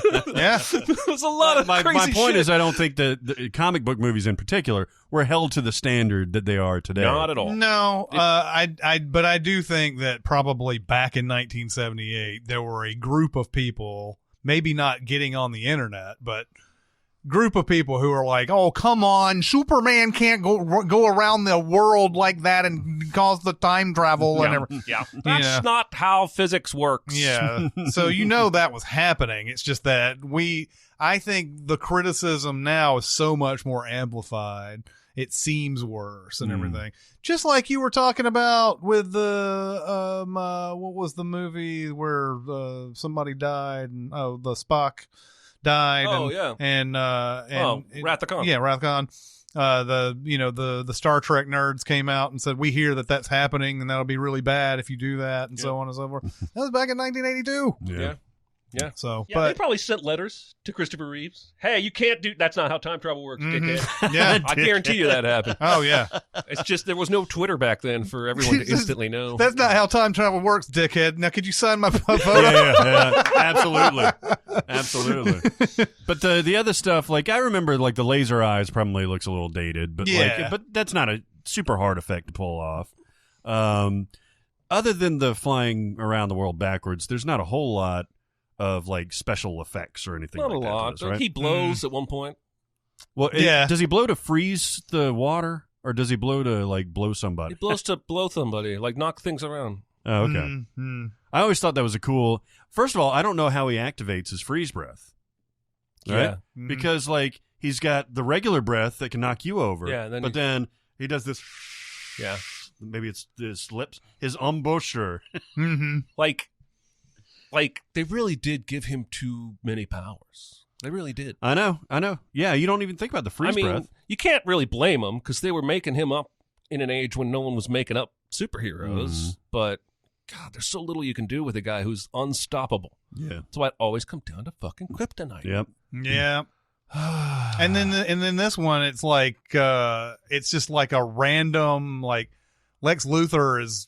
I can't even, the way he gets the kryptonite is just like the chances of him getting it are insane. Yeah. Like Krypton blows up and then like a piece of rock shows up on Earth and lands there or something, and he's able to send his minions. I don't even remember how he gets it, but I remember him talking about it in his library, like Superman only becomes weak when there's kryptonite around him and all that, and it's like, first off, how do you know that shit? Zod is in this movie too, isn't he? At he's trapped in the triangle thing. With right. Yeah. And he's like, he's like, I will get you first, you then your ass, and all that. You tell him I'm coming. Yeah. You tell him I'm coming. Yes. So yeah, he's at the very, very beginning, and Brando is the one who sends him into the Phantom Zone. Oh, he says, "You tell him I'm fucking coming." Yeah. Yes. In the limey Terrence Stamp. Oh yeah. Because every time he says the first line, "You tell him I'm coming," I always think Kurt Russell and hell's coming with me, but instead he goes, "You tell him I'm fucking coming." Yeah. Fucking love that movie. But it goes up against Avengers Infinity War, which tremendous scale, tremendous action. This movie is awesome. Yeah, it is. Yeah, it is.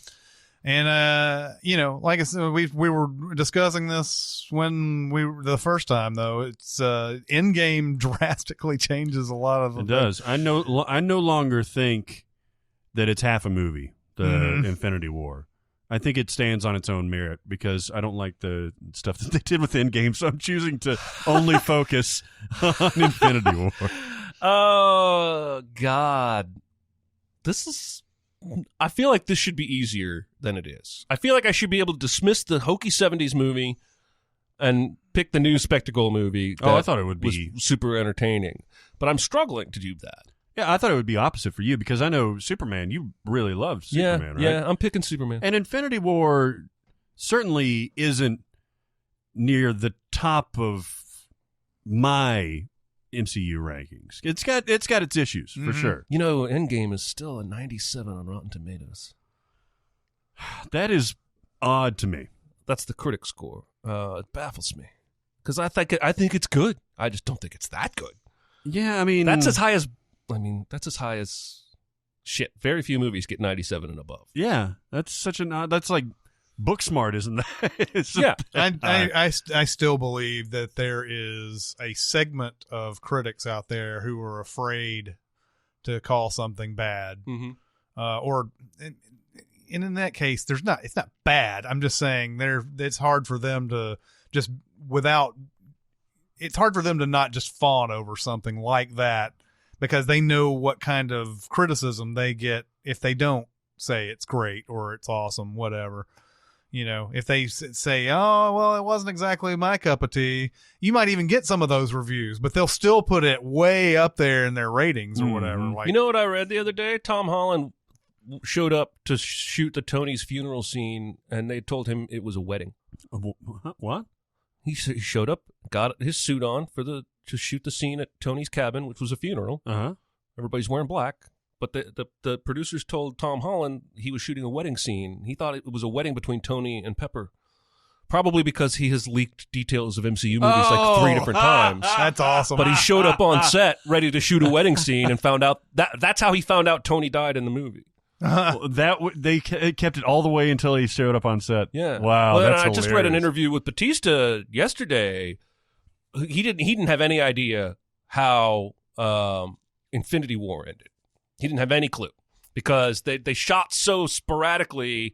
And he was so rarely around any other characters, plot-wise, they just didn't tell everybody everything. I almost told nobody everything. Well, that makes sense because the Guardians only come into the picture like right as they're about to pull into Titan, right? Yeah. In fact, no, they're on Titan. Well, right? that's because when it's after the ship crashes. Drax and them show up. Yeah. So he's only in that, and they never get off of Titan. He's in the earlier scene on the ship when Thor crashes onto him because he's eavesdropping. But I just think it lends more credence to Gwyneth Paltrow not realizing she was in Homecoming. The way they brought these people in so many different times, and sometimes it was reshoots, and they shot the 2 Avengers movies back to back. Anyway, I just thought it was fascinating.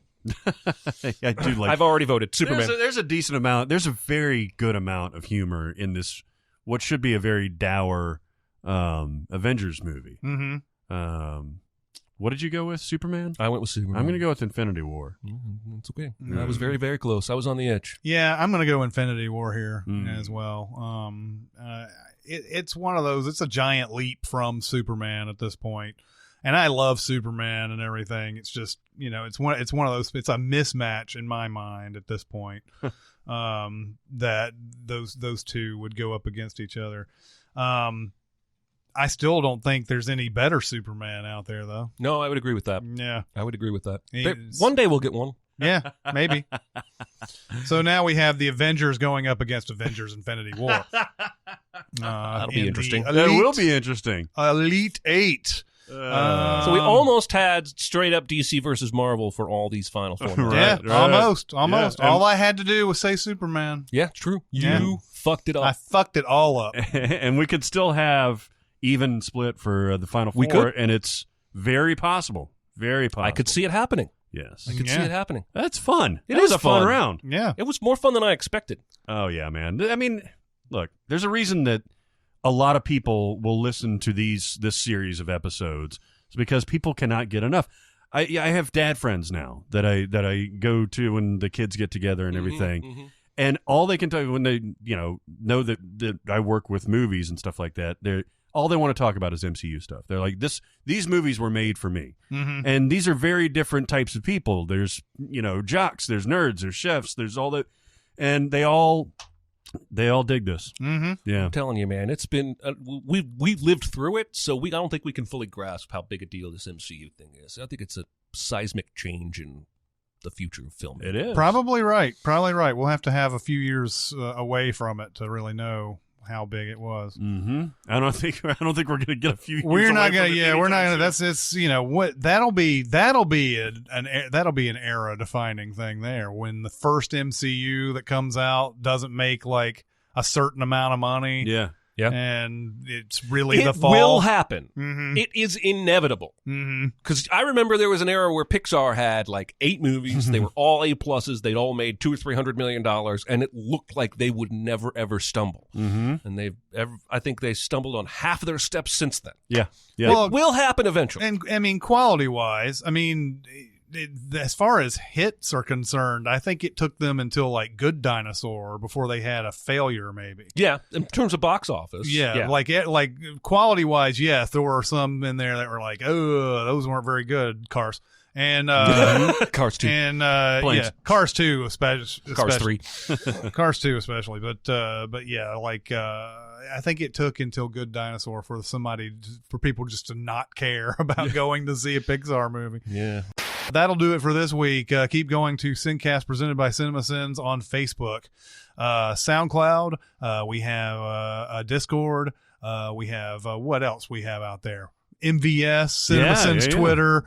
There are a lot of places to come and talk about this very episode. But that'll do it for this week. It's Chris Atkins and Jeremy Scott and Barrett Sher. We'll see you next time. Thanks for listening. Comment on our episodes on our SoundCloud page. Check us out on YouTube, Twitter, Facebook, and Reddit. And be sure to visit cinemasins.com.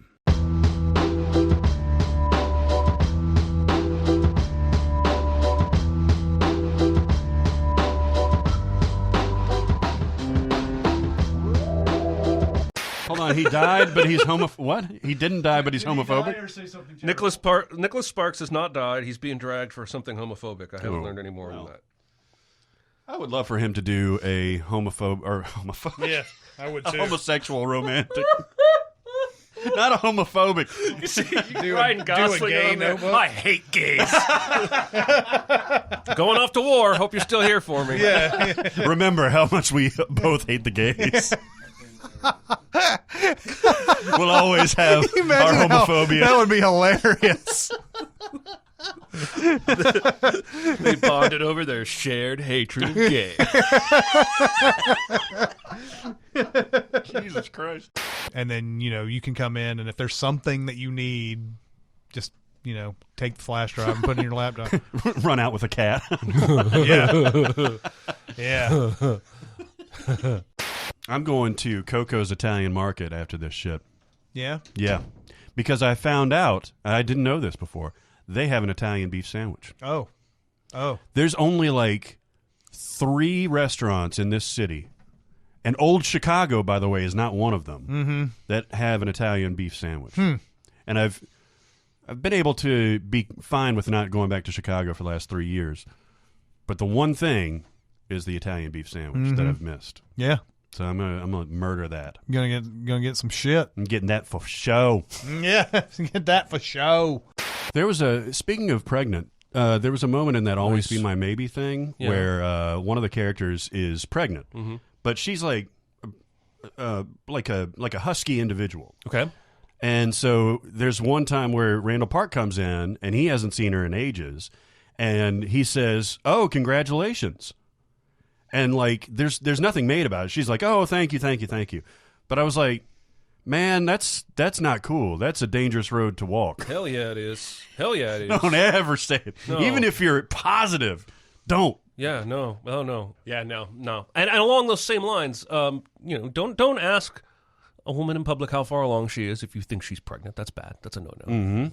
But don't ask a woman with no kids when she's going to have them. And, yeah, that's true.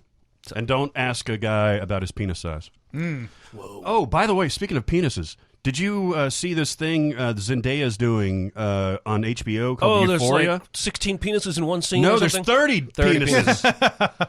I was telling Chris I'm totally going to Coco's Italian Market after this. Yeah. For what?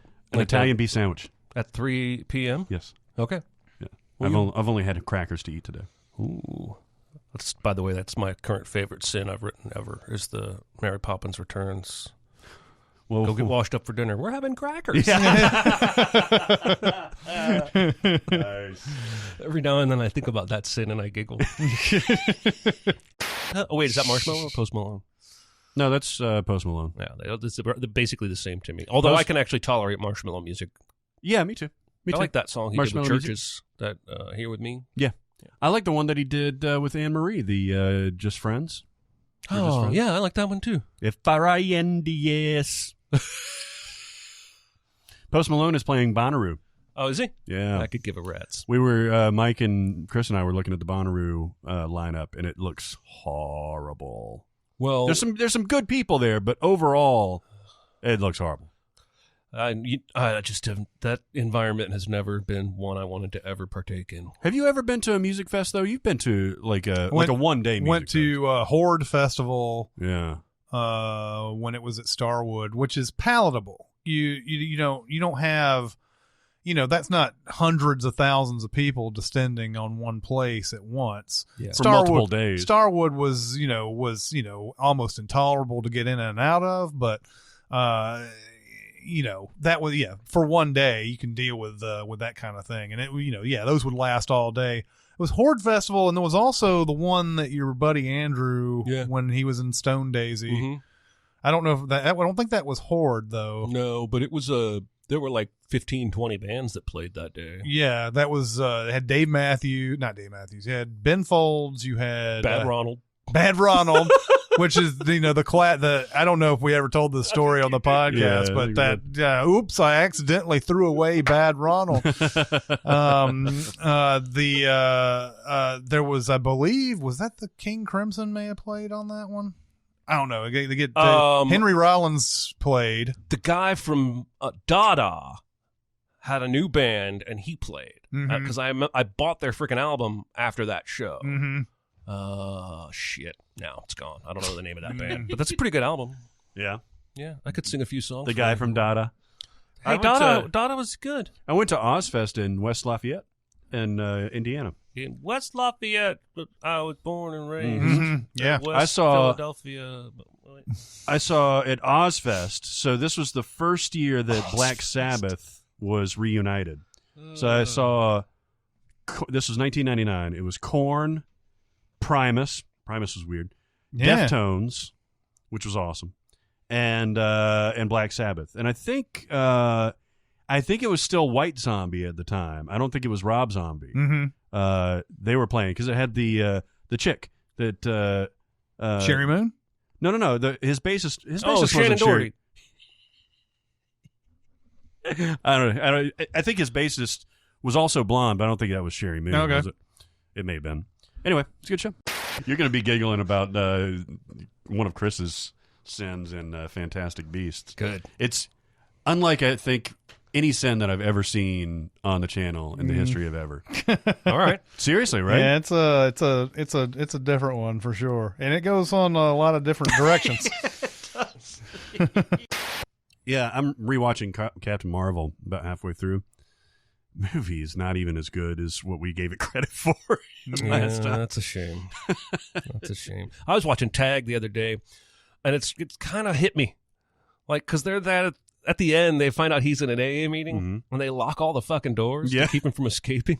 And John Hamm's like, "Hey, maybe should we talk to him about being an alcoholic?" And they're like, "No, they don't go anywhere near that." It's so flip about therapy and counseling and groups. Yeah, sessions. I happened on that last night too. movie.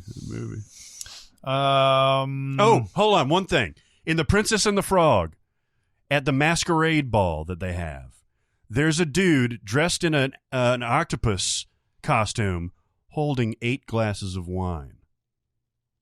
So, of course, I suggest an outtake saying, how many glasses of wine do you have? How many tentacles does an octopus have? Well, 8. Well, 8. And Dicer didn't do it. Oh, no, fucker. I was like, you're never going to get a better chance.